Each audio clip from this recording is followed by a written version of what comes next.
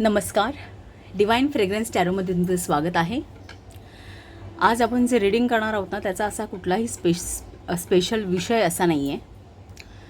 प्रश्न आहे तो तुम्ही विचारायचा आहे आणि आपण या ताओ ओरॅकलचा वापर करून त्याचं उत्तर मिळवण्याचा प्रयत्न करणार आहोत.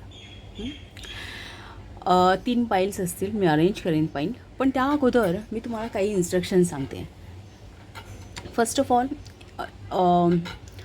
तुम्ही जो काही प्रश्न विचारा ना तो जेन्युइन विचारा, कारण हे खूप जुनं ओरॅकल आहे आणि खूप जुनं सायन्स आहे. अगदी पूर्वीच्या काळी राजे महाराजे कुठलाही निर्णय घेताना, कुठलीही नीती ठरवताना, रणनीती ठरवताना या ओरॅकलचा वापर करत असत. सो ताओ ओरॅकल काय किंवा आयचिंग ओरॅकल काय, ही ओरॅकल्स अशी आहेत की यांच्याकडे सगळ्या प्रकारच्या प्रश्नांची उत्तरं आहेत. तुम्हाला ते खूप चांगल्या प्रकारचा गायडन्स देतं. पण प्रश्न विचारताना काही काळजी घ्यायची आहे, ते मी तुम्हाला सांगते. तुमचा जो प्रश्न असेल ना, एक तर तुम्ही जेन्युइन प्रश्न विचारा. दुसरं म्हणजे जो काही प्रश्न असेल ना, तो एक सुटसुटीत शब्दांमध्ये तयार करा, त्याच्यावरती विचार करा. आयदर ऑर नायदर नॉर असं नको, हे का होईल का, ते होईल ते होईल, असे 2 ऑप्शन्स असतील असे प्रश्न विचारायचे नाही. सटसटीत अगदी एक स्पष्ट असायला हवेत जे तुम्ही विचाराल ते. उदाहरणार्थ दुसऱ्या म्हणजे पॉसिबिलिटीज विचारायच्या. माझं लग्न कधी होईल, मला नोकरी कधी मिळेल, हे प्रश्न विचारायचे नाही. प्रश्न विचारताना कसे विचारायचे, मला नवी नोकरी मिळण्याचे काय पॉसिबिलिटीज आहेत, काय चान्सेस आहेत, मला जोडीदार मिळण्याचे विवाहविषयक मला काय पॉसिबिलिटीज आहेत, मग त्या दृष्टीने काय अडचणी आहेत किंवा तुम्ही काय करायला हवं, पॉझिटिव्ह एनर्जी आहे की नाही, हे ओरॅकल सांगणार. सो प्रश्न विचारताना प्रश्न हा तुमच्याशी संदर्भात असायला हवा, तुमच्या संदर्भात. दुसऱ्या कोणाचे विचारायचं, माझ्या मुलाला किती मार्क्स मिळतील किंवा आहे असे प्रश्न नाही, किंवा माझ्या मुलाबद्दल किंवा माझ्या नात्यातल्या कोणा व्यक्तीबद्दल काहीही प्रश्न विचारायचे नाही. तुम्ही स्वतः इथे कनेक्ट होत आहे या एनर्जीला. सो प्रश्न हा तुमच्या आयुष्याशी संदर्भात असायला हवा.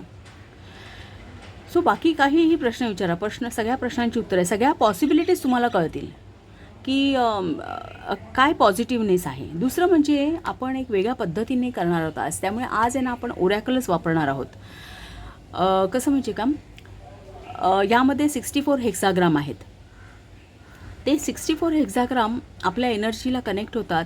आपली एनर्जी कनेक्ट झाल्यानंतर आपले जे स्पिरिट्स गाईड्स असतात, म्हणजे तुम्ही जेव्हा प्रश्न तुमच्या मनामध्ये, प्रोसिजर काय असणार आहे की तुम्ही आता प्रश्न विचारायचा आहे ना, तर एक स्थिर व्हा एका ठिकाणी, कुठेतरी तुमच्या लाईफमधून, डिस्टर्ब लाईफमधून जरा मोकळे व्हा, स्थिर व्हा. एक 5-10 मिनटं थोडंसं मेडिटेशन करा किंवा अगदी 5-10 मिनटं, एवढा पण गरज नाही आहे. तुम्ही स्टेबल असायला हवं, असं की लाईक नो माइंड, मनात कुठलाही विचार असता कामा नये. इतर मला हे करायचं, मला ते करायचं, आता टायमिंग संपेल, आता जावं लागेल, ऑफिसमध्ये असाल तर आता ब्रेकचा टायमिंग संपला, आता मला जावं लागेल ऑफिस, कुठे कोणतरी येईल का, हे असं डिस्टर्बन्स असता कामा नये की तुमचं मन लगेच तिथे वळेल. तुम्ही पूर्ण फोकस असायला पाहिजे. मग हवं तर तुम्ही जेव्हा कधी सेटल व्हाल, घरी जाल, त्यावेळी तुम्ही ट्राय करा. पण तुम्ही एक शांत स्थिर झाला ना की 1-2 मिनटं मेडिटेट करा, एक 7-8 दीर्घ श्वास प्रश्वास करा, मनातले सगळे विचार निघून जातील. हे करताना प्राणायाम कोण करत असेल तर त्यांनी तो ट्राय करावा. दुसरं, मनामध्ये जो प्रश्न आहे ना तो व्यवस्थित ड्राफ्ट करा एका सुटसुटीत वाक्यामध्ये. तुमचे प्रत्येकाचे स्पिरिट गाईड्स असतात, एंजल्स असतात, तुमच्या या लाईफ जर्नीमध्ये तुम्हाला ते ॲडवाईज करत असतात. तुम्ही मनुष्य जन्माला आलात ना, म्हणजे तुम्हाला गाईड करायला कोण ना कोण स्पिरिट गाईड्स असतातच असतात. सो तुम्ही रिक्वेस्ट त्यांना करायची, तुम्ही एक मनामध्ये प्रश्न आणायचे आणि तुम्ही रिक्वेस्ट त्यांना करायची, किंवा तुम्ही कुठल्या एक समजा कुलदेवतेला किंवा कुठल्याही देवाला मानत असाल, तुम्ही त्यांना रिक्वेस्ट करा की मला गाईड करा म्हणून. Divine angels, spirits guides, please मला ह्या प्रश्नासाठी गाईड करा, या उत्तरासाठी या ओरॅकल थ्रू गाईड करा, असं सतत मनामध्ये तेच वाक्य आणा. इतर कुठलाही विचार नको, सतत मनामध्ये ते वाक्य आणा. जेव्हा तुम्ही पाईल सिलेक्शन कराल त्यावेळी तुम्ही पर्टिक्युलर पाईल सिलेक्शन केली, त्याच्यावरती फोकस करा आणि प्रश्न मनामध्ये रिपीट करा. ओके. आणि नंतर तुम्ही आणि पाईल सिलेक्शन इंट्युटिव्हली करा. अगदी पटकन एका बघता क्षणी एखादं चित्र आवडलं असेल. पाईल सिलेक्शनसाठी मी चित्र तर आहेत, सायन्स असतील, हे सिक्रेट सायन्स आहेत. इनफॅक्ट ह्यामध्येच या सायन्समध्ये सुद्धा काही ना काही अर्थ आहे, त्यांचा अर्थ आहे मागच्या बाजूला आहे. सो हे सिक्रेट सायन्स आहेत. एखादं चित्र तुम्हाला आवडलं त्यावरून करा. दुसरं म्हणजे मी त्याला क्रिस्टल पण असाइन करेन, सो तुम्हाला ऑप्शन्स मिळतील. आणि मग एक इंट्युटिव्हली सिलेक्ट केल्यानंतर आपल्या डिस्क्रिप्शन बॉक्समध्ये त्याचे टाईम स्टँड आहेत, त्यावरती क्लिक केल्यानंतर तुम्हाला तुमचं रीडिंग पाहता येईल. ओके. सो आज आपण ट्राय करणार. आणि एक दुसरी गोष्ट आपण करणार आहोत. आता तुमचा हेक्साग्राम तुमच्या प्रश्नाप्रमाणे मी ड्रॉ केल्यानंतर आपण त्या हेक्साग्रामचं उत्तर या ओरॅकलमध्ये वाचायचे, डिटेलमध्ये वाचायचे, ते डिस्कस करायचे. आता हे उत्तर कसं असणार आहे की तुमची आताची एनर्जी जी कनेक्ट झालेली आहे त्यावरून तुम्हाला उत्तर मिळणार. मग आपण काय करायचं आहे, आपण या 3 कॉईन्सचा वापर करून आपण परत एकदा नवीन हेक्साग्राम ड्रॉ करायचा. ह्या कॉईन्सचा वापर करायचा आणि एक हेक्साग्राम ड्रॉ करायचा. का तर त्या उत्तरामध्ये पुढच्या काळामध्ये काही चेंजेस होणार आहेत का. म्हणजे लाईक मी तुम्हाला सांगते, आता हेक्साग्राम म्हटल्यानंतर या अशा लाईन्स तुम्हाला दिसतील. काही वेळा तुम्हाला त्या तुटक लाईन्स दिसतील, मध्ये एखादी स्ट्रेट लाईन असेल, मध्ये एखादी तुटक लाईन असेल, किंवा 2 स्ट्रेट लाईन मध्ये तुटक लाईन. आता हा 6 लाईन्सचा एक हेक्साग्राम झाला. ओके. आता ह्या हेक्साग्रामला काही ना काही नंबर असणार आहे, तो त्या कार्ड्सवरही असणार. हा हेक्साग्राम त्या कार्ड्सवरती असणार आहे. आपल्याला कळणार की हा किती नंबरचा हेक्साग्राम आहे. आता जेव्हा आपण दुसऱ्यांदा हे कॉईन्स वापरून हेक्साग्राम ड्रॉ करू तेव्हा आपण यातले चेंजेस विचारणार. या हेक्साग्राममध्ये चेंजेस आहेत का, या कॉईन्सचा वापर करून बघणार. समजा ह्या पहिल्या लाईनमध्ये काही चेंजेस नाही, दुसऱ्या लाईनमध्ये काहीच नाही, तिसऱ्यामध्ये काहीच नाही. प्रत्येक लाईन काही ना काही सांगते. प्रत्येक लाईन तुमच्या लाईफबद्दल काही ना काही सांगणार, तुमच्या प्रश्नाबद्दल. समजा आता ह्या लाईनमध्ये काहीतरी चेंज असेल, मग ही लाईन चेंज झाली, हा डॉट आहे त्यासाठी. समजा ही एक लाईन चेंज झाली, म्हणजे या 2 बाबतीत कदाचित पुढच्या काळामध्ये काही ना काही बदल घडेल. म्हणजे त्या उत्तरामध्ये या एवढ्या पॉईंट्सवरती बदल घडू शकतो.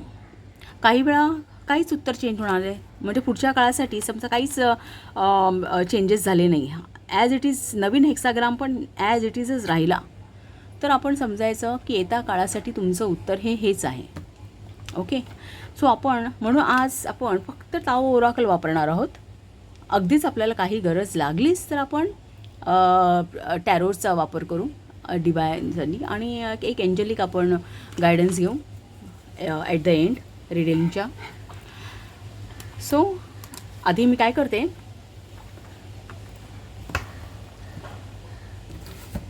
तीन कार्ड्स ड्रॉ करते.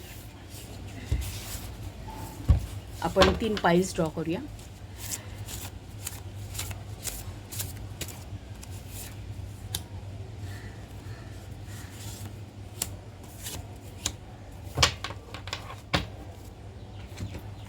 सो पाईल नंबर 1 साठी इंट्युएशनचं पिक्चर आहे, इंट्युएशन.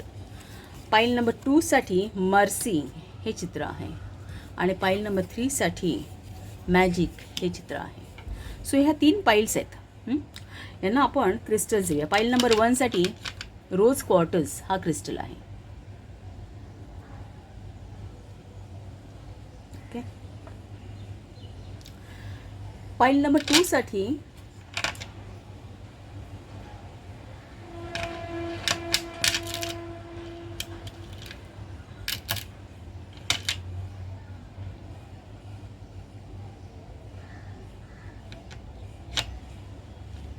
एक मिनिट.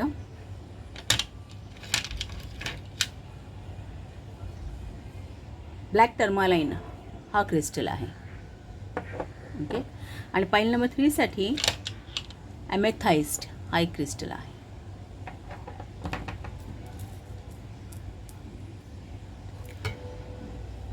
सो या क्रिस्टलवरून किंवा या चित्रांवरून तुम्ही पाईल सिलेक्ट करा, त्यावरती फोकस करा, आपला प्रश्न विचारा,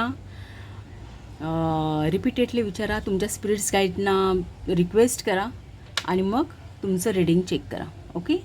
सो आपण रीडिंग पण आता लगेच स्टार्ट करू, कारण थोडा वेळ लागेल आपल्याला, कारण ओरॅकलचे मेसेजेस फार लेंदी असतात आणि दुसरं म्हणजे आपल्याला परत एकदा नव्याने हेक्साग्राम ड्रॉ करायचं आहे, त्याचं रीडिंग वाचायचं आहे. सो आपण लगेचच स्टार्ट करू. ओके.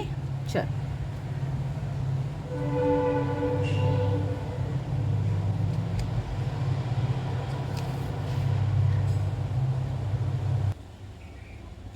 File number 1, welcome.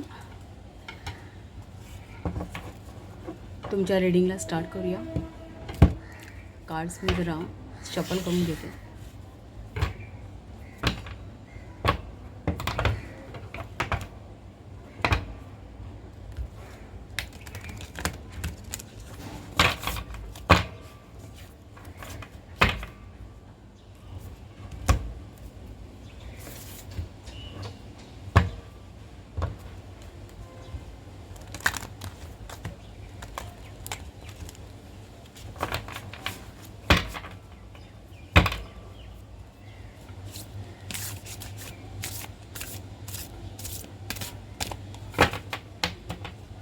तुम्ही मनामध्ये प्रश्न धरलाच असेल.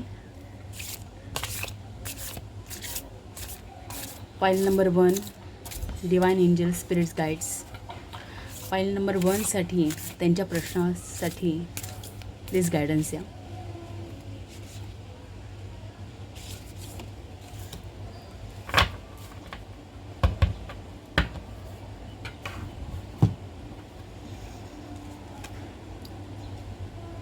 रिट्रीट हेक्साग्राम नंबर 33 हे तुमचं उत्तर आहे तुमच्या प्रश्नाचं. आणि त्याचे जे कीवर्ड्स आहेत ना ते मी तुम्हाला दाखवते. एक मिनिट.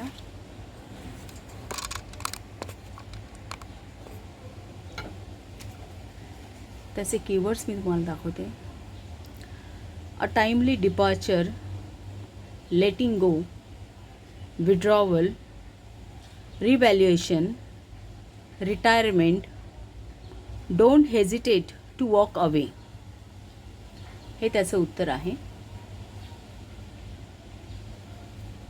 आणि तुम्ही पाहू शकता हा हेक्साग्राम आहे. हेक्साग्राम नंबर 33, रिट्रीट, आणि हा हेक्साग्राम आहे. आपण हा आहे ना एका पेपरवर ड्रॉ करणार आहोत. फर्स्ट ऑफ ऑल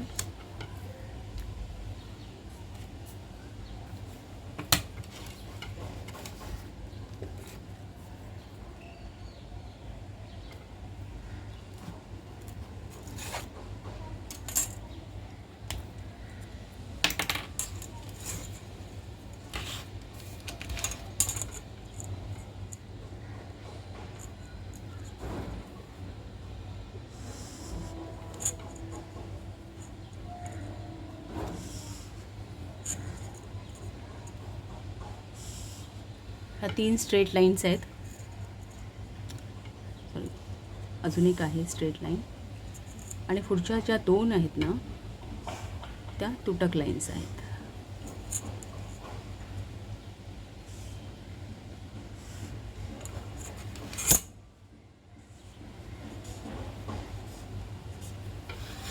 सो हा हेक्साग्राम आहे तुमचा.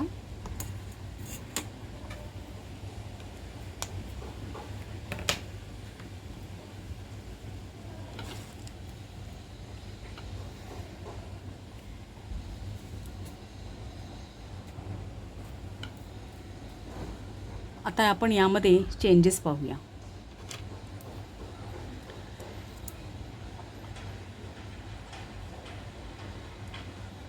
आता हे जे कॉईन्स आहेत ना, हे जे डिनॉमिनेशन आहे ना 10-10चे कॉईन्स आहेत. तर हे डिनॉमिनेशन आहे ना हे आपण टेल समजायचे.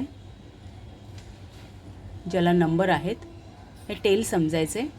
ही यिन एनर्जी आहे. यांग आणि यिन म्हणजे मस्क्युलिन आणि फेमिनाईन एनर्जी, त्यातली ही फेमिनाईन एनर्जी आपण समजायची आहे. आणि हे जे हेड्स आहेत ना मागे, ही यांग एनर्जी आहे असं समजा. ही मस्क्युलिन एनर्जी यांग एनर्जी आहे असं समजायचं आहे. ओके. आता तुमच्या या हेक्साग्राममध्ये ना या ज्या स्ट्रेट लाईन्स आहेत, पूर्ण लाईन्स आहेत, या यांग आहेत आणि ह्या ज्या तुटक आहेत या यिन लाईन्स आहेत. ओके.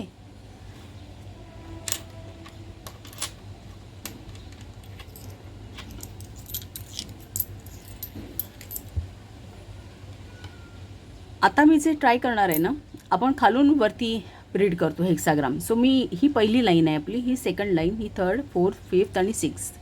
सो पहिल्यांदा मी यासाठी ड्रॉ करणार कॉईन्स. सो या लाईनसाठी ही येन लाईन आहे. सो सेम जर आले म्हणजे आपल्या इथे काय आहे, नंबर्स आहेत ते येन आहेत आणि हेड आहे, टेल आहे ते येन आहे, हेड आहे ते यांग आहे. सो तिन्ही कॉईन्समध्ये जर हे डिनॉमिनेशन दिसलं तुम्हाला तर समजायचं ही लाईन चेंज होणार आहे.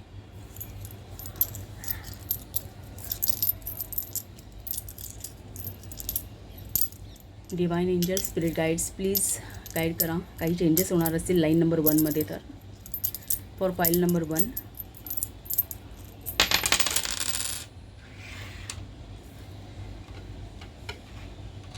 नाही, इथे हेड आहे, इथे 2 टेल्स आहेत. सो इथे काही चेंज होणार नाही आहे. सो तुमची ही लाईन आहे ना ती ॲज इट इज राहणार आहे.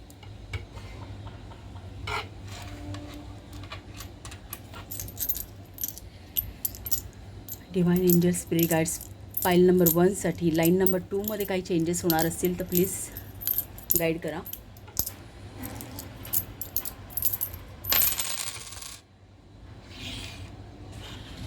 इथे 2 हेड आणि 1 टेल आहे. सो इथे सुद्धा काही चेंजेस होणार नाही आहेत, तो ॲज इट इजच असेल.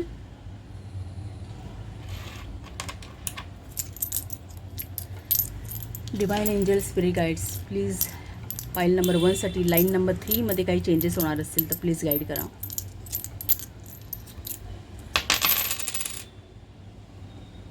दोन हेड आहे, 1 टेल आहे. सो इथेही काही चेंजेस नाही आहेत, ॲज इट इज राहणार आहे. हेक्साग्राम 3 लाईन्स बॉटमच्या ॲज इट इज राहणार आहेत. सो आता लाईन नंबर 4साठी आपण विचारूया. Divine angel, spirit guides for pile number 1 line number 4मध्ये काही चेंजेस होणार असेल तर प्लीज गाईड करा. 1 हेड, 2 टेल. सो इथेही काही चेंजेस नाही आहेत, ॲज इट इज आहे.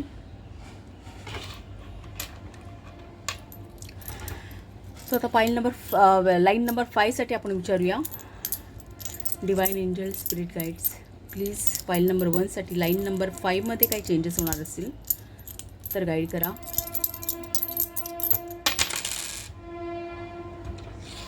दोन हेड आहेत, 1 टेल. यामध्येही काही चेंजेस नाही आहेत.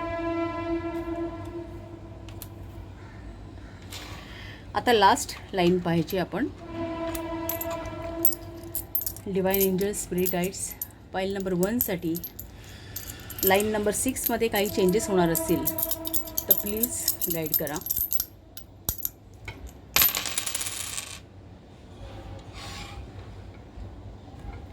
या यिन हे टेल, तिन्ही ठिकाणी टेल आहे, पण आपली लाईन आहे यांगची. सो जे इथे हेड असते तर इथे चेंजेस झाले असते. हे यिन आहे, सो इथेही काही चेंजेस नाही आहेत. सो हेक्साग्राम जे उत्तर आहे आलेलं हेक्साग्राम नंबर 33 त्यामध्ये काहीही चेंजेस होणार नाही आहेत. सो ॲज इट इज ह्याचं उत्तर आपण वाचायचं आहे बुकमध्ये.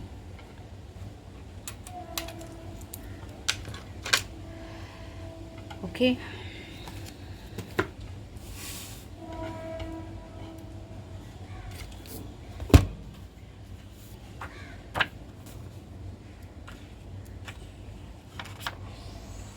आपण उत्तर वाचू आणि त्यानंतर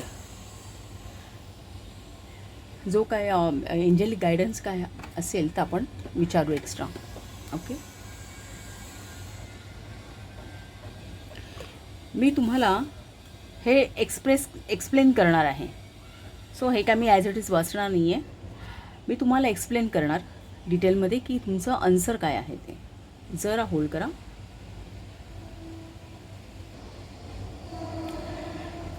टाओ ओरॅकलचा जो मेसेज आहे ना, त्यामध्ये त्यांनी काय म्हटलं आहे की आता हे रिट्रीटचं जे कार्ड आहे त्याचे कीवर्ड्स बघा ना तुम्ही. टाईमली डिपार्चर, एक पर्टिक्युलर टाईम आला की त्यातून त्या परिस्थितीतून बाहेर तुम्हाला यायचं आहे किंवा त्या एखाद्या परिस्थितीला लेट गो करायचं आहे, ॲज इट इज सोडून द्यायचं आणि पुढे जायचं आहे, विड्रॉ करायचं आहे.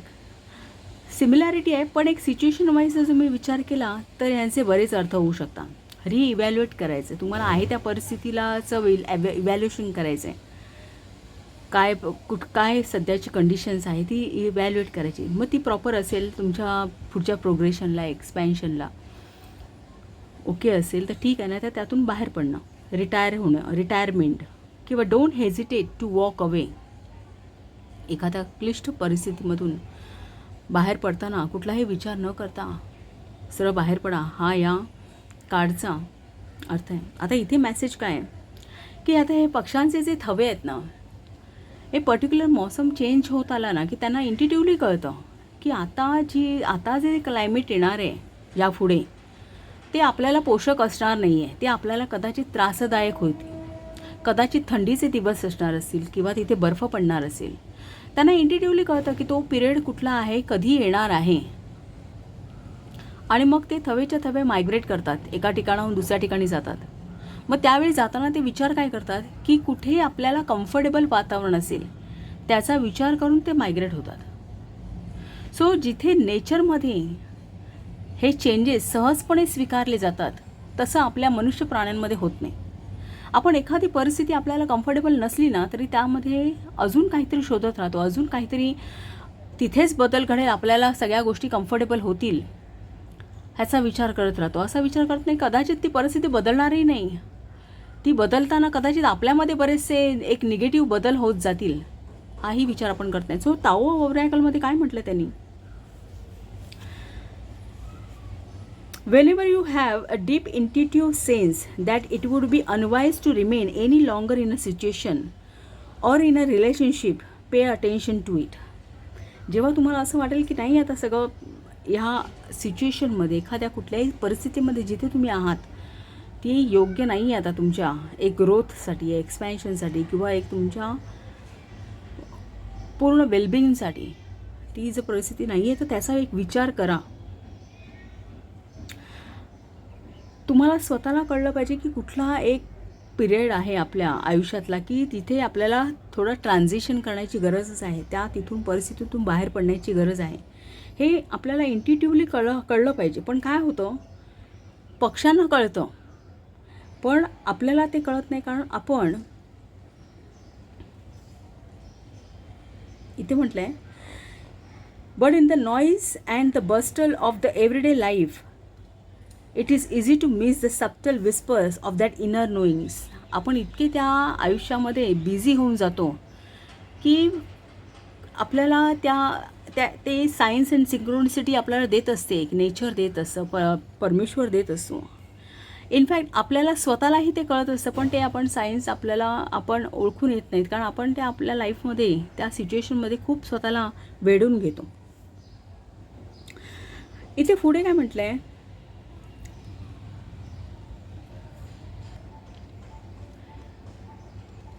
की ती जी वेळ आहे, तो राईट टायमिंग आहे विड्रॉवलसाठी.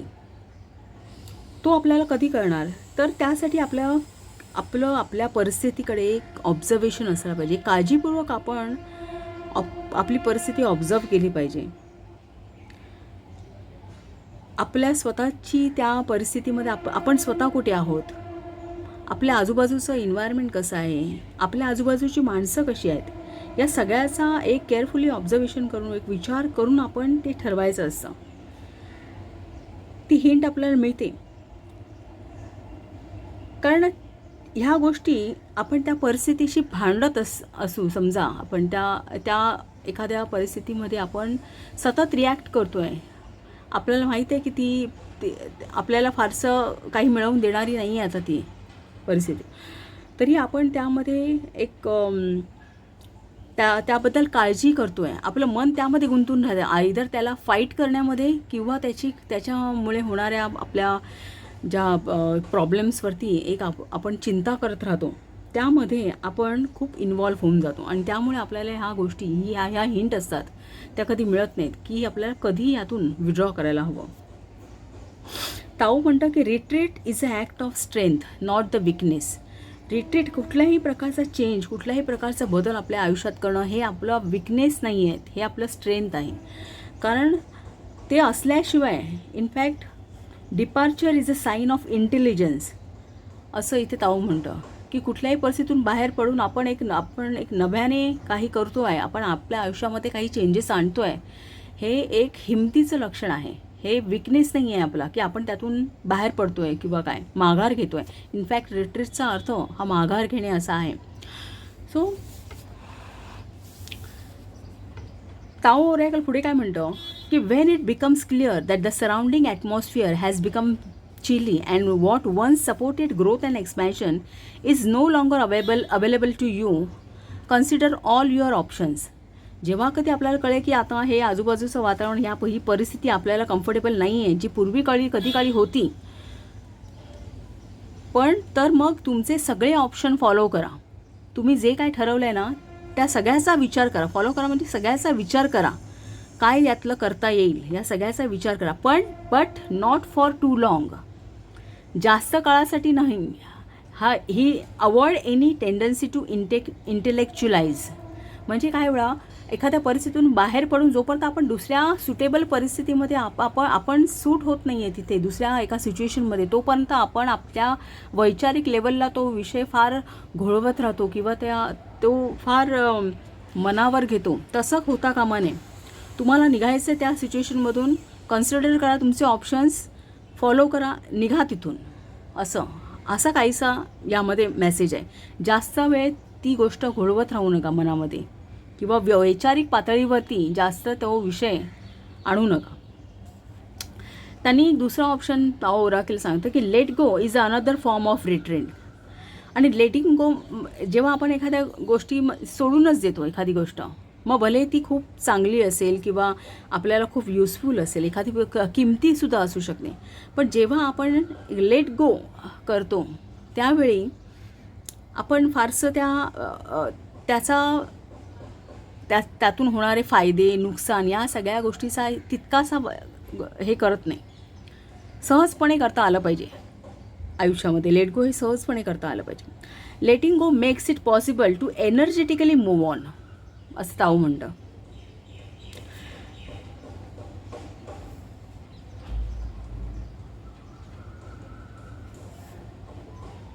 दुसरं इथे काय म्हटलंय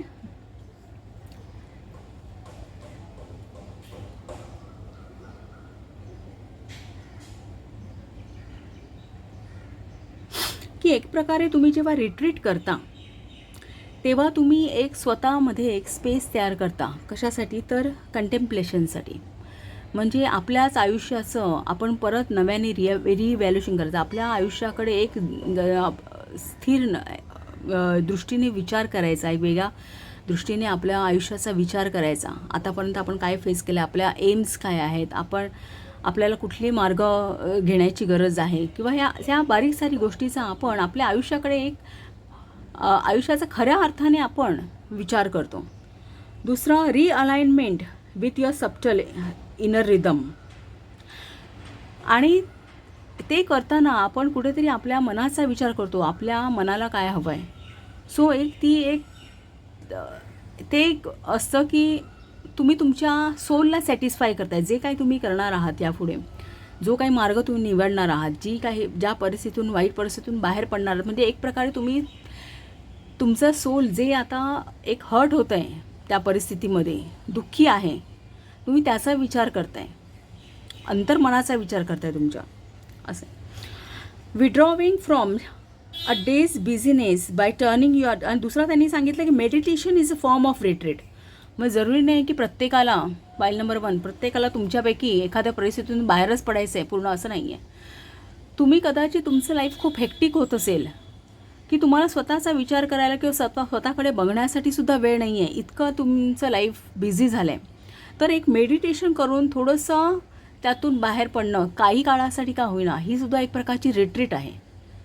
सो कुठलाही फॉर्म तुम्ही घ्या, तुमच्या लाईफमधल्या ज्या सिच्युएशन्स आहेत त्याप्रमाणे, किती काय सिरियस आहेत त्याप्रमाणे तो तो मा तो चॉईस तुमचा आहे. तुम्ही लेट गो करता आहे की तुम्ही पूर्ण विड्रॉ करताय एखाद्या सिच्युएशनमधून, की तुम्ही मेडिटेट करताय आणि एक पर्टिक्युलर पिरियडसाठी मेडिटेट करून पुन्हा तुम्ही तुमची एनर्जी मिळवताय.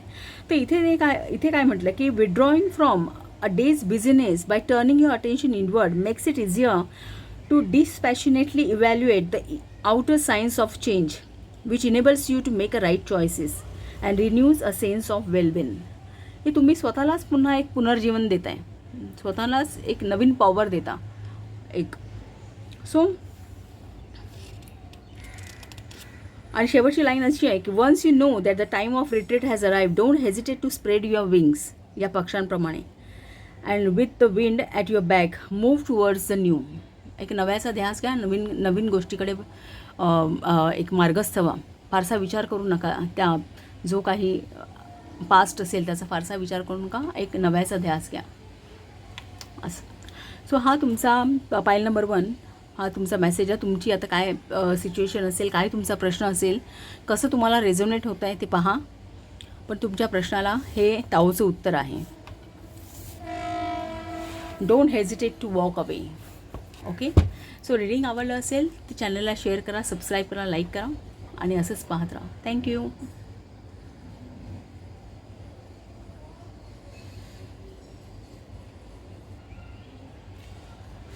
पाईल नंबर 2, वेलकम टू रीडिंग. तुमचं कार्ड आहे मर्सीचं आणि हा ब्लॅक ऑब्सिडियन हा तुमचा हे आहे, क्रिस्टल आहे. सो आपण पहिल्यांदा तुमचं कार्ड ड्रॉ करूया. तुमच्या प्रश्नावरती काय उत्तर आहे ताओ ओरॅकलचं ते पाहूया आपण.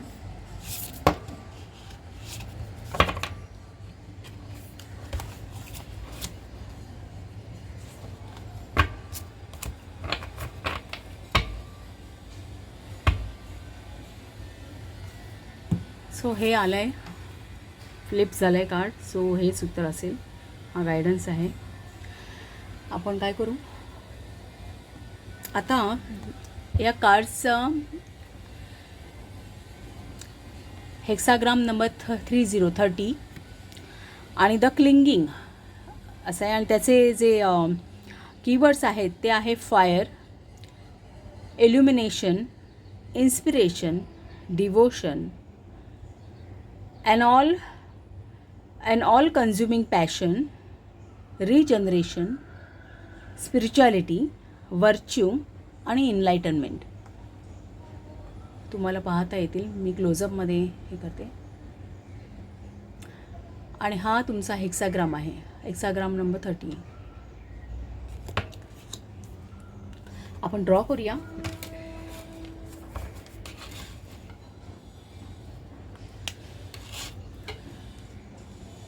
फर्स्ट स्ट्रेट लाईन आहे,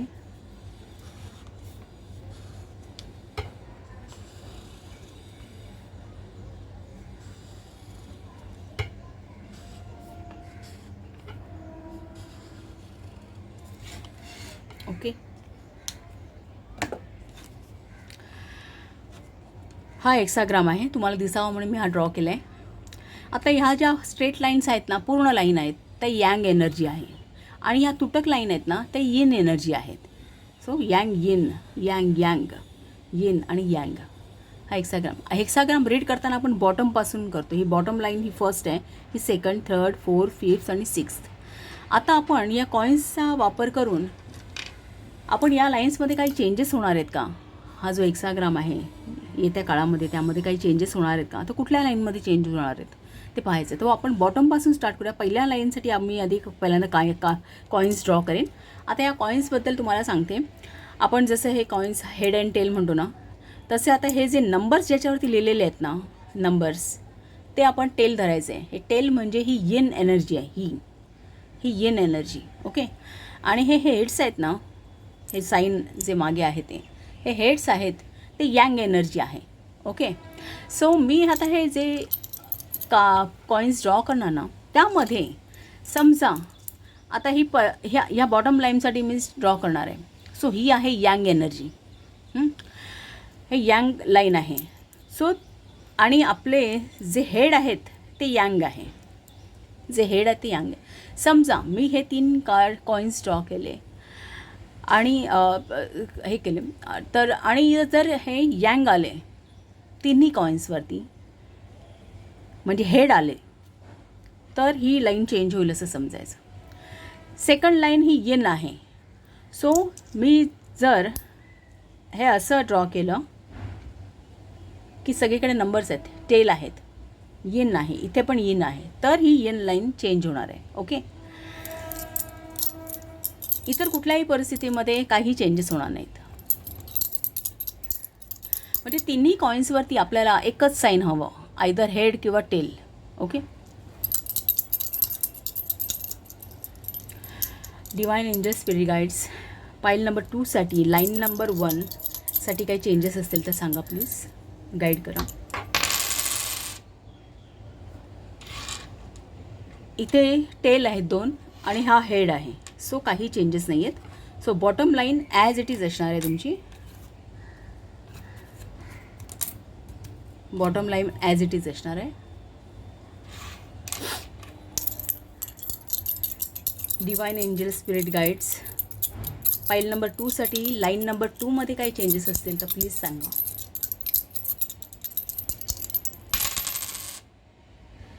इथे हेड आहे आणि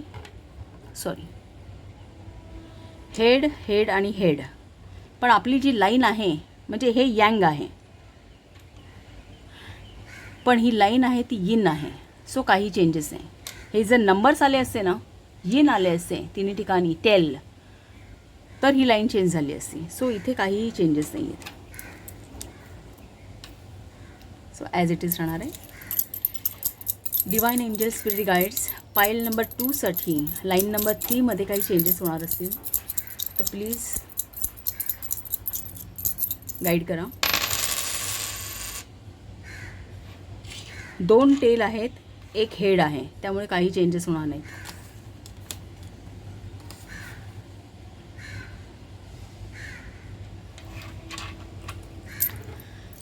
divine angel spirit guides for pile number 2, line number 4 मध्ये काही चेंजेस होणार असेल तर प्लीज गाईड करा.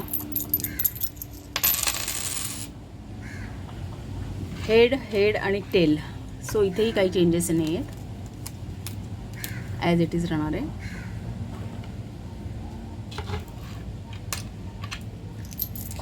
डिवाइन एंजल स्पिरिट गाईड्स,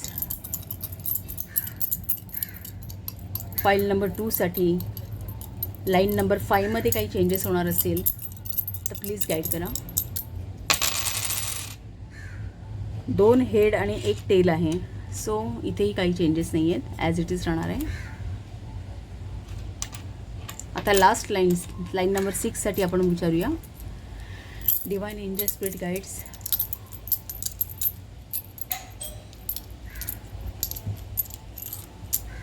एक मिनिट. लाईन नंबर 6 साठी, पाईल नंबर 2 साठी, लाईन नंबर 6 मध्ये काही चेंजेस होणार असेल तर प्लीज गाईड करा. 2 हेड आणि 1 टेल, सो इथेही काही चेंजेस नाही. तो ॲज इट इज हेक्साग्राम असणार आहे. आपल्याला याच हेक्साग्रामचं उत्तर वाचायचं आहे. एक मिनिट. फाईल नंबर 2, तुमचं हे मर्सीचं कार्ड आहे. याचा मेसेज असा आहे, be kind to others but first be kind to yourself. Stop playing the victim. Forgiveness is not a weakness. Spiritual message असा आहे, by harming another you harm yourself. By hating another you hate yourself. By showing mercy you offer kindness to yourself. असं आहे. So इथे कुठेच असं वाटतं आहे की सर्वसाधारण तुमची जी काही सिच्युएशन असेल ना सध्या, ती या चित्रासारखी असावी.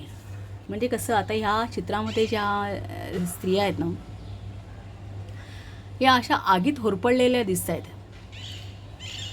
सो कुठेतरी तुम्ही हे जीवनामध्ये तुमचं आता हे लाईफ जगताना सिच्युएशन अशा काही असेल, कदाचित तुमच्या लाईफमध्ये तुम्ही काही फेस करत असाल, त्यामुळे तुम्हाला एक खूप खूप स्ट्रगल वेगवेगळी करावं लागत असेल किंवा त्रस्त झाला असाल तुम्ही या सगळ्या गोष्टींनी. जसं एखादी हा इथे इथे या ताओमध्ये ना, या ओरॅकलमध्ये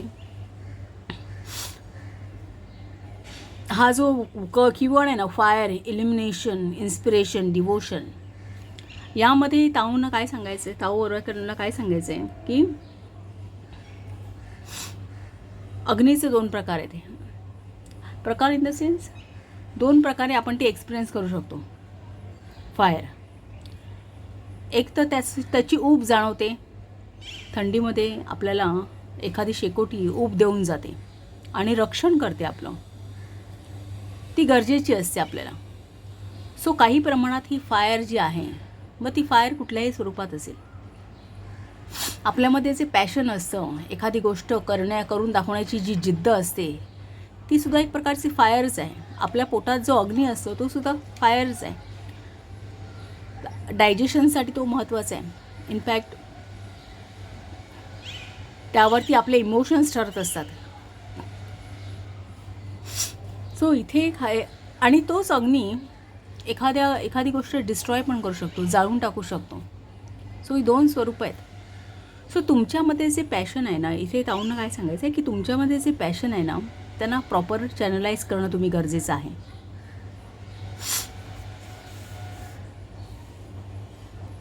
On the one hand, it provides the warmth and illumination that disperse darkness, revealing the hidden.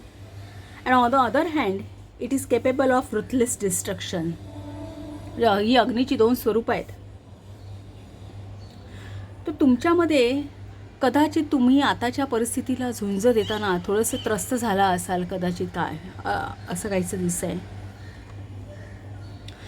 पण तुमचं पॅशन जर स्ट्रॉंग असेल, तुमचा जो अग्नी हा स्ट्रॉंग असेल, तर तुम्ही कुठल्याही तुमच्या बिलीफ सिस्टीमवरती, कितीही तुम्ही त्रस्त झालात किंवा काही झालात, कितीही तुम्हाला स्वतःचे अडथळे त्या तुमच्या कार्यामध्ये येत असतील, तरी तुम्ही ते बाजूला साराल. इनफॅक्ट त्यावरती तुम्ही लक्षही देणार नाहीत. कारण ते एक पॅशन असतं की ते आपल्याला सगळ्या सिच्युएशनमधून पुढे नेतं. कितीही हे एखादी गोष्ट मिळवायचीच आहे, करायचीच आहे, असं एकदा मनाने ठरवलं, मनात ती जिद्द आली, ते डिवोशन असलं माणसाचं. म्हणून हे इन्स्पिरेशन, डिवोशन हे कीवर्ड येते की की आपल्याला हे बाकीचे सराउंडिंग्स आपले कितीही आपल्याला प्रतिकूल असले ना, तरीसुद्धा आपण त्यातून निभावून नेतो सगळ्या गोष्टी. सो इथे ताऊ काय म्हणतात की if passion is strong enough, we will fight aggressively to defend our belief in spite of the havoc those beliefs might unleash. म्हणजे आपलं मन कितीही आपल्याला परावृत्त करत असलं, कितीही त्रस्त झालेलं असलं किंवा त्या सिच्युएशनमध्ये, तरी जरी आपलं पॅशन जर चांगलं असेल ना, आपण पूर्ण अगदी इन्स्पायर्ड असो त्या गोष्टी करण्यासाठी, तर आपण कसंही पुढे जातो आहे, त्यामधून पास होतो आहे त्या पिरियडमधून. To harness the powerful transformative quality of fire requires maturity, and maturity doesn't come overnight. It develops at slow and deliberate pace, sometimes requiring that we get burned in the process. मग हे जे passion आहे ना, हे आपल्यामध्ये आणायचं असतं. त्यासाठी आपल्याला मॅच्युरिटीची गरज असते. ही पॉवर आहे, ही आपल्यामध्ये जळत राहावी, ही आग कुठेतरी जळत राहावी काहीतरी मिळवण्याची. ती एक सतत प्रयत्न करून आपल्यामध्ये आणावी लागते. ती अशी सहजपणे येत नाही, त्यावरती काम करावं लागतं.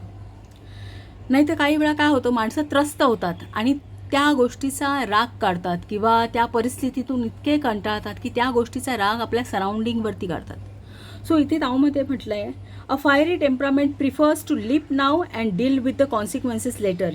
And it is simply childish to blame fate for what you attract when your actions are ruled by the impulsiveness.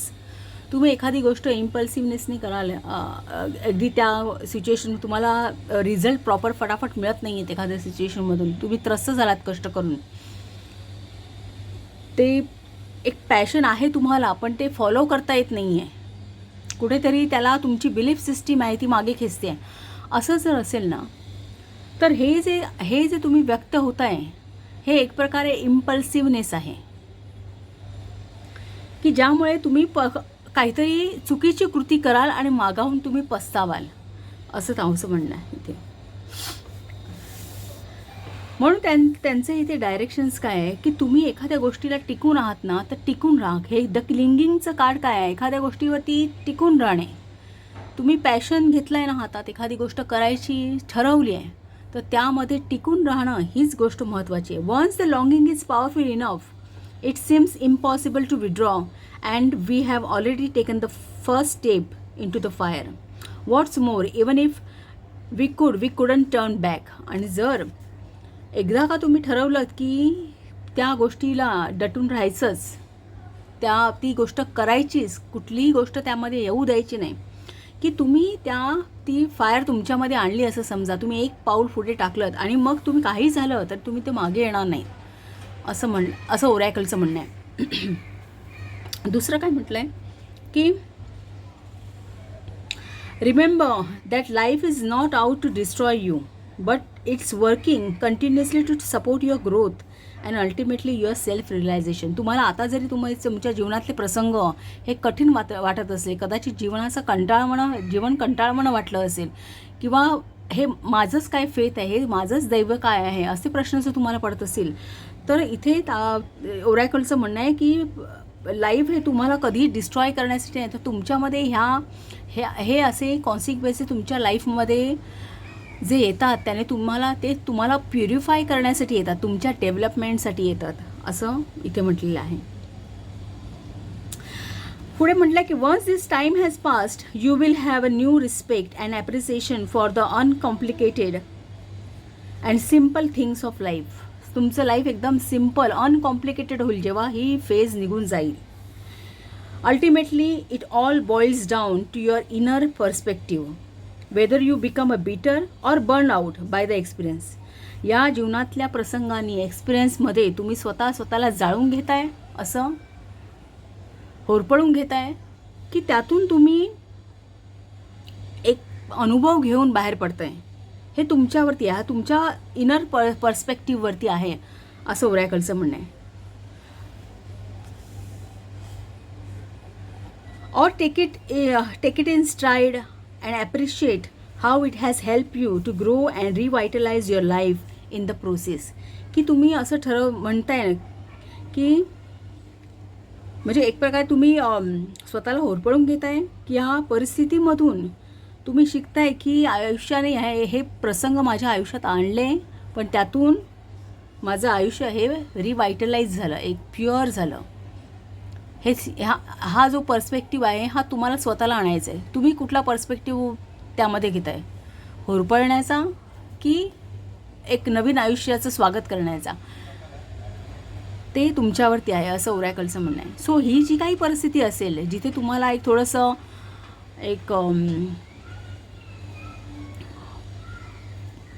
त्रासदायक झालेलं असेल कदाचित, तर ही एक फेज आहे, ती निघून जाऊ दे. त्यामध्ये तुम्ही तुमच्या पॅशनवरती फिक्स राहा. तुम्ही जे काय करता ते करत राहा, एक पॅशनेटली करत राहा. स्वतःला एनर्जेटिक ठेवा, एक स्वतःमध्ये ती एक फायर जळत ठेवा, इन्स्पायर्ड राहा. आणि हा जो पिरियड निघून गेल्यानंतर जे तुम्हाला रिझल्ट आहेत ते मिळून जातील. आयुष्य बरंच काही तुम्हाला खूप चांगलं तुमच्या आयुष्यात आणते बघायला मिळेल तुम्हाला. हे असं हा ओरॅकलचा मेसेज आहे. सो फाईल नंबर 2 रीडिंग जर तुम्हाला आवडलं असेल तर प्लीज चॅनलला शेअर करा, सबस्क्राईब करा, लाईक करा आणि असंच पाहत राहा. Okay, thank you.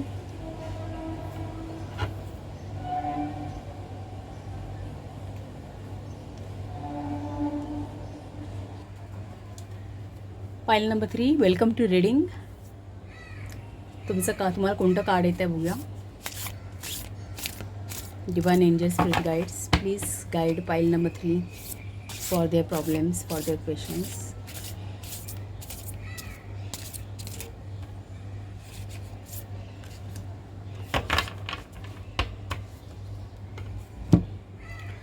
तुमचं कार्ड आहे मॅजिकचं आणि तुमचा क्रिस्टल आहे ॲमेथाइस्ट. आणि तुम्हाला जे कार्ड आलं आहे ते darkening of the light. Darkening of the light 36 नंबरचा हेक्साग्राम आहे. तुमचा हेक्साग्राम ड्रॉ करूया.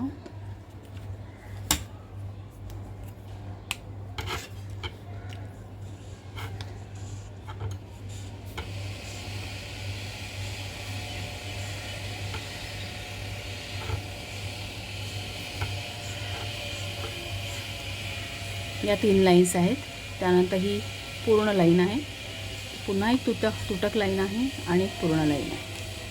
हा तुमचा हेक्साग्राम आहे. आता आपण कॉईन्सचा वापर करून यामध्ये काही चेंजेस होणार आहेत का, हे तुमच्या प्रश्नाचं उत्तर आहे. ते आपण उत्तर नंतर वाचू.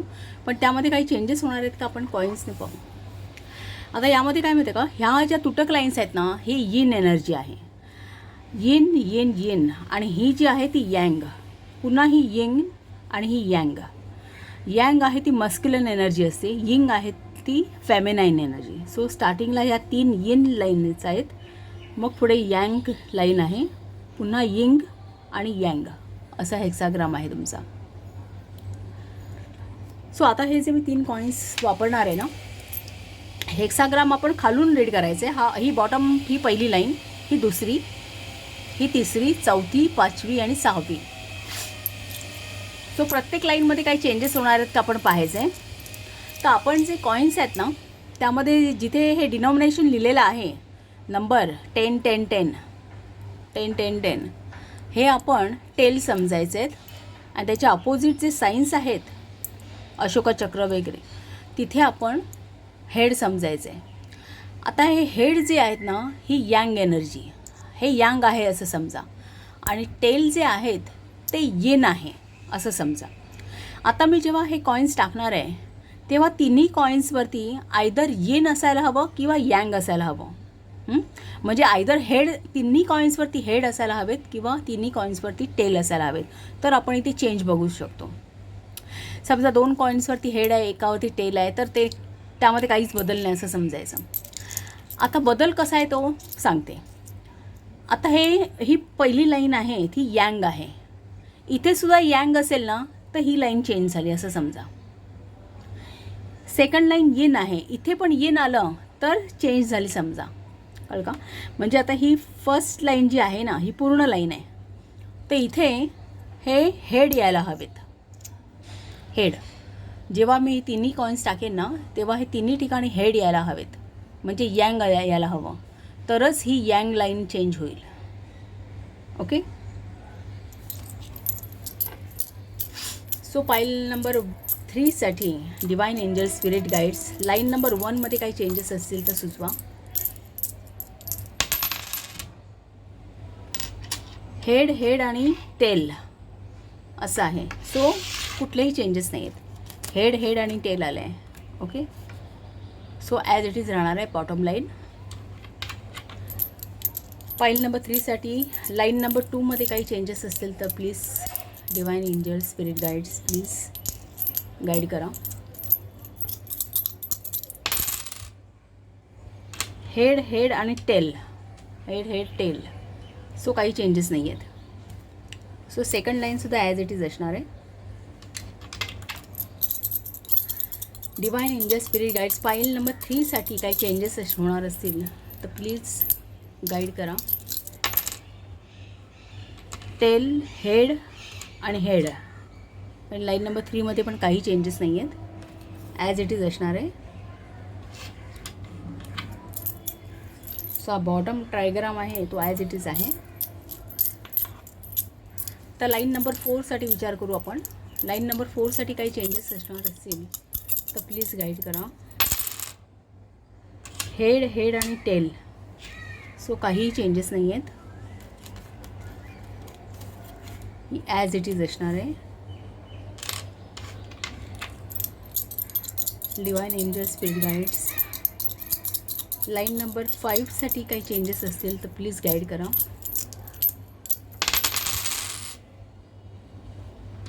तिन्ही ठिकाणी टेल आहे आणि ही लाईन टेल आहे. सो इथे चेंजेस आहेत. ओके. सो इथे ही पूर्ण लाईन होईल आणि ही चेंज लाईन आहे म्हणून मी इथे हा डॉट आहे. म्हणजे आपल्याला कळेल की आता हा नवीन जो हेक्साग्राम आहे त्यामध्ये ही 5वी लाईन चेंज झाली आहे. कारण ती लाईन काय होती, ही 5वी लाईन ही टेल आहे आणि आपल्याला कॉईन्सवरती टेल आलेले आहेत. सो ही लाईन सिमिलर आहे. सो ही लाईन चेंज होणार. ओके. ती आता लाईन झाली यँग्सची, कारण ही यिन आहे एनर्जी, ही यिन आहे. सो आता ही यँग झाली. आपण नंबर 6 लाईन नंबर 6साठी आता विचारूया. काही चेंजेस असणार असेल तर प्लीज गाईड करा.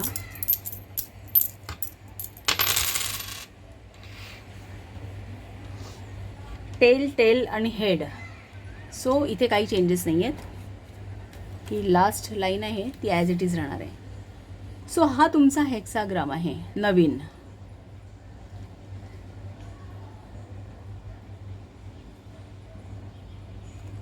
ओके.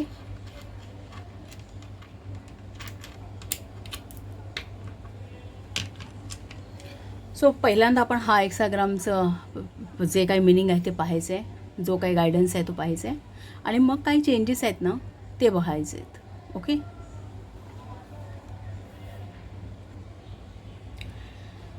फाईल नंबर 3 तुमचं कार्ड मॅजिकचं आहे. तर यामध्ये मेसेज आहे, the more you are aware of the magic the more you achieve your potential. The more you achieve your potential, the more you shine as an example to others. Physical message I visualize this symbol for protection. All magic springs from the power of imagination. Imagine the possibilities. आणि तुमचा आहे एमेथाइस्ट आहे crystal. आता हे जे काय 36 नंबरचा hexagram आहे ना ते आहे डार्केनिंग of the light.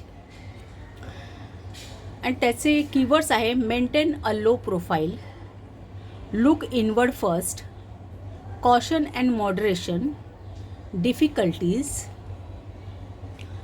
Self protection, subdue your brilliance. हे त्याचे कीवर्ड्स आहेत.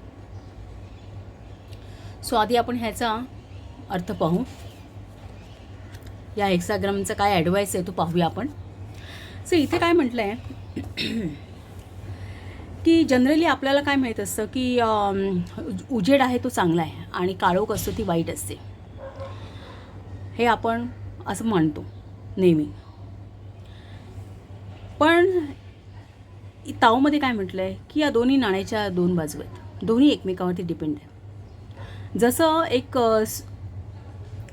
जशी संध्याकाळ होते, सूर्य क्षितिजापर्यंत पोचतो, एक शांत होतं ॲटमॉस्फिअर, कूल डाऊन होतं आणि मग रात्र येते. तो एक रेस्टिंग टाईम असतो, आपण रेस्ट करतो. एक बऱ्याच तासांची रेस्ट घेऊन आपण परत एकदा नव्याने एक एनर्जेटिक होतो नवीन दिवस जगण्यासाठी. सो कुठेतरी ही रात्र येणं, दिवसानंतर रात्र येणं ही महत्त्वाचीच आहे. सो आपण डार्कनेस वाईट आहे असं म्हणू शकत नाही. तसंच समजा जर आपण असं गेस केलं की 24 तास पूर्ण दिवसच आहे, सूर्य माथ्यावरती आहे, तर शक्यच झालं नसतं, काही टिकलंच नसतं, काही जगलंच नसतं इथे जमिनीवर पृथ्वीवरती. सो कुठेतरी आपल्याला रात्र ही तितकीच महत्त्वाची आहे. आणि ती किती महत्त्वाची आहे ना, ती एखाद्या इन्सोमनिया झालेल्या व्यक्तीला विचारा की ती रात्र झोपू शकत नाही व्यक्ती. आणि ती काय कंडिशन असू शकते की जिथे आपल्या मनाला, आपल्या शरीराला रेस्ट मिळत नाही. सो इथे ताओने म्हटलं आहे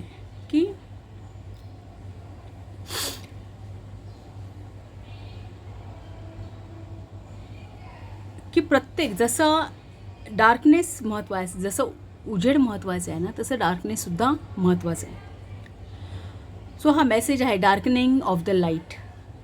there is a shutdown time for everything. आयुष्यामध्ये जसं आपल्यासुद्धा आयुष्यामध्ये काही बाबतीत हे शटडाऊन टायमिंग्स असतात आणि ते यायलाच हवे. ते काही कारणासाठी असतात आणि त्याची गरज आहे आपल्याला.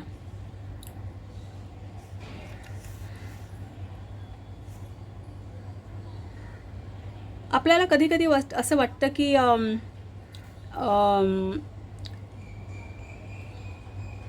लाईफमध्ये अशा काही सिच्युएशन्स येतात की एक सरळ मार्गी आपलं लाईफ चाललेलं असतं, अगदी एका सरळ रेषेमध्ये सगळं काही व्यवस्थित असतं, आणि काही सिच्युएशन्स येतात किंवा काही गोष्टींमुळे लाईफ हेक्टिक होत जातं. एकतर आपल्याला कुठे ते कैचीत पकडल्याची भावना होते त्या सिच्युएशन्समुळे. आपण एक्सपोज होतो. एक्सपोज इन द सेन्स आपल्या ज्या त्रुटी असतात ना, ह्या कुठेतरी एक्सपोज होतात. कुठे आपण कमी पडतोय ना, हे सगळं उजेडात येतं. काही वेळा आपण त्या सिच्युएशनमध्ये खूप एक मानसिक स्थितीमध्ये आपण एक वल्नरेबल होतो असं म्हणता येईल. वल्नरेबल होतो असं म्हणता येईल. ओके. सो इथे काय म्हटलं आहे की when once clear cut and obvious becomes foggy and uncertain, it becomes necessary to slow down in order to get your bearings to the unfamiliar surroundings. जेव्हा तुम्हाला असं दिसतंय की सगळं काही क्लिअर कट आहे आणि सहजपणे होणारी गोष्ट ही फॉगी होत चालली आहे, की अनसर्टन होत चालली आहे, की सहजपणे होत नाही आहे काही लाईफमध्ये, काहीतरी सगळ्या गोष्टीमध्ये अडथळे येत आहेत, काहीतरी प्रॉब्लेम होतो आहे, कुठेतरी स्टॅग्नेशन आहे, तर तेव्हा वेळ असते की थोडंसं स्लो डाऊन करण्याची, की त्या नवीन आलेल्या सराउंडिंग्समध्ये, नवीन आलेल्या सिच्युएशनमध्ये आपल्या फिजिकली मेंटली त्यामध्ये स्थिरावण्यासाठी आपल्याला कुठेतरी आपली रोजची जी जीवनाची गती आहे ना, ही थोडीशी थांबवण्याची गरज असते. हे असं इथे म्हटलेलं आहे. जेव्हा हा डार्क पिरियड आपल्या आयुष्यामध्ये येतो, त्यावेळी कुठेतरी थोडंसं थांबवण्याची गरज आहे आपल्याला. हिअर द फोकस इज, इथे मग त्या पिरियडसाठी काय ॲडवाईस आहे. असा जर जेव्हा डार्क पिरियड आपल्या आयुष्यात येतो त्यावेळी काय करायला हवं, तर here the focus is on using the down time creatively for self development and working on your potential for remaining centred and true to your ideals.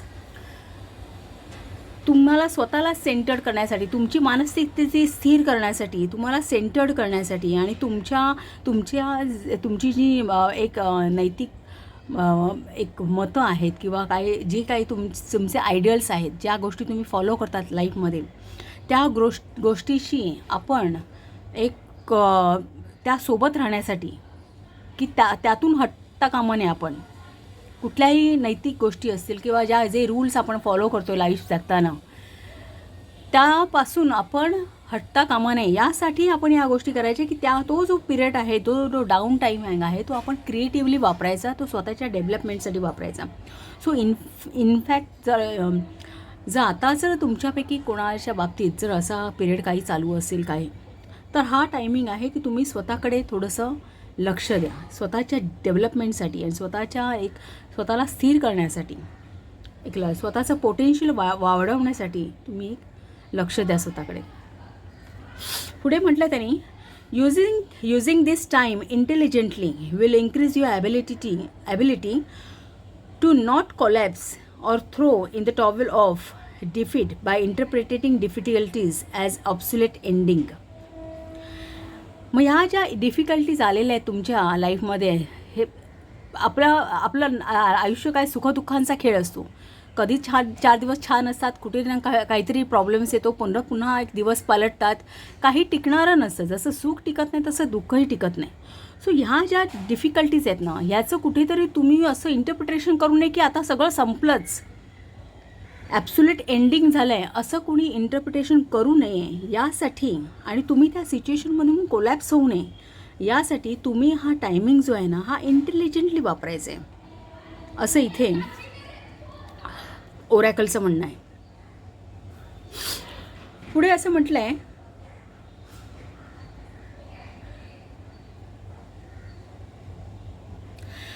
कधी कधी आपल्याला असं फ्रस्ट्रेटेड वाटू शकतं की जसं काय आपलं एक्झिस्टन्सच नाही आहे, की आपण कदाचित आपण कुठल्याही सिच्युएशनमध्ये असू शकू किंवा एक करिअरमध्ये असू शकेल, नातेसंबंधात असू शकेल, कुठेतरी एक कधीतरी असा पॉईंट येतो की आपल्याला असं वाटतं आपलं अस्तित्वच नाही, कोणीतरी आपलं अस्तित्व नाकारत आहे किंवा कोणी आपल्याला तितकंसं महत्त्व देत नाही आहे का, आपण एक्झिस्ट तरी आहोत की नाही, म्हणजे आपण सगळे एवढे एफर्ट्स घेतो आहे तर आपल्याला आपली काही व्हॅल्यू आहे की नाही, असं काही वेळा आपल्याला वाटू शकतं. Especially when you are making every effort to enhance the condition around you. If all your attempts to make the contribution are consistently met with the indifference, you are likely to be feeling extremely vulnerable and can easily succumb to anger and retaliation. मग अशामुळे काय होतं, आपलं मन इतकं उद्विग्न होतं त्या सिच्युएशनमध्ये की आपण एवढे एफर्ट्स घेतो आहे आणि आपल्याला आपली एक काही अस्तित्व नसल्यासारखी भूमिका आपली झालेली आहे. मग अशावेळी आपण राग किंवा एखाद्या गोष्टीवरती राग काढणं, त्या सिच्युएशनवरती राग काढणं, आजूबाजूच्या लोकांवरती राग काढणं किंवा आपण एक थोडंसं आपल्यामध्ये एक स्वभाव आपला रागीट होतो, एक वल्नरेबिलिटी येते आपल्यामध्ये. सो इथे तसं म्हटलं आहे की It's a perfect time to deal with your own garbage before complaining about someone else. त्यामुळे इतरांना दोष देण्यापेक्षा तुमचं स्वतःकडे तुम्ही लक्ष देऊन तुमच्या स्वतःच्या त्रुटी या बाजूला करणं हे गरजेचं आहे. हा तो परफेक्ट टायमिंग आहे की जिथे तुम्ही तुमच्यामध्ये इम्प्रूव्हमेंट आणाल, तुमच्या त्रुटी काय असतील तर त्या कमी करा. Under the circumstances, withdrawal is a positive move that points you in the right direction. आणि अशावेळी जेव्हा तुम्हाला या गोष्टीवरती कंट्रोल ठेवता येत नाही, त्या सिच्युएशन, त्या आयुष्यामध्ये जो डार्क पिरियड आहे त्याच्यावरती जेव्हा तुम्हाला कंट्रोल ठेवता येत नाही आहे तेव्हा मग थोडंसं विड्रॉ करायचं, त्या सिच्युएशनमधून बाहेर व्हायचं, अलिप्त व्हायचं कुठल्या ना कुठल्या कारणाने, मेडिटेटिव्ह किंवा एक थोडंसं आयसोलेट व्हा. So it will create some much needed space and time to gain better overview. त्याच्यामुळे काय होतं, तुमचा जीवनाकडे बघण्याचा दृष्टिकोन तुम्हाला बदलण्यासाठी, एक पॉझिटिव्ह करण्यासाठी तुम्हाला थोडासा स्पेस मिळेल, टाईम मिळेल, असं ओरॅकलचं म्हणणं आहे. सो म्हणून इथे हे कीवर्ड्स आहेत. सो सेल्फ प्रोटेक्शन, तुम्हाला इथे स्वतःला प्रोटेक्ट करायचं आहे की या सिच्युएशनमध्ये तुमची नैतिकता बदलता कामा नये, तुमचे जे आयडियल्स आहेत ते बदलता कामा नये.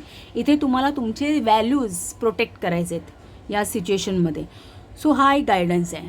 Subdue your brilliance and caution and moderation. सगळ्या गोष्टीमध्ये काळजी घ्यायची, सगळ्या गोष्टी मॉडरेट करायच्या, कुठल्याही गोष्टीमध्ये इम्पल्सिव्हनेस आणायचं नाही, अतिशयोक्ती कुठल्याही गोष्टीची करायची नाही, कुठल्याही भावनांची अतिशयोक्ती करायची नाही किंवा काय. सो हा एक गायडन्स आहे या तुमच्या सिच्युएशनमध्ये, जी काही सिच्युएशन असेल, जे काही लाईफ ॲस्पेक्ट असेल तुमचे, त्यावरती सध्या तुम्हाला थोडंसं विड्रॉ करा, थोडासा हा डार्क पिरियड जाऊ द्या, एक स्वतःच्या डेव्हलपमेंटवरती विचार करा, असा हा ओरॅकलचा गायडन्स आहे. आता तुमची जी 5th लाईन चेंज आहे ना, तो 5th लाईन चेंज आहे तर ते काय सांगते ते आपण पाहूया.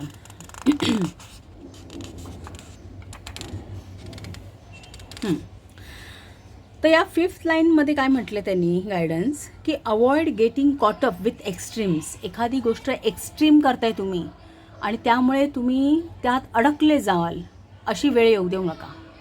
म्हणजे तुमच्या भावनांवरती तुम्ही इतका कंट्रोल ठेवा. ही जी वल्नरेबिलिटी वाढते एखाद्या सिच्युएशनमध्ये, आपण रागीट होतो, रागवतो सिच्युएशन आजूबाजूच्या, काय एका गोष्टीवरती तुम्हाला कंट्रोल मिळवता येत नाही, बाकीच्या गोष्टी तुमच्या हातातून जाता कामा नयेत. म्हणून avoid getting caught up with the extremes, remaining aloof and detach is what is called for now.